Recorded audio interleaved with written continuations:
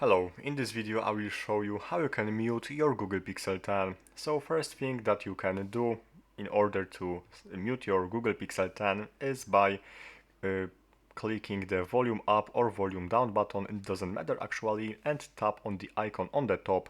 Now select the icon in the center, and after that the Google Pixel 10 is in the silent mode.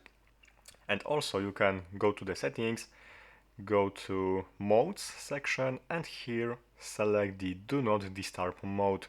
Tap on turn it now, and after that the do not disturb mode is enabled. You can also adjust the settings that you want to use the do not disturb mode. And also remember, if you want to unsilence your Google Pixel 10, remember to turn it off after that, and also unselect the silent mode.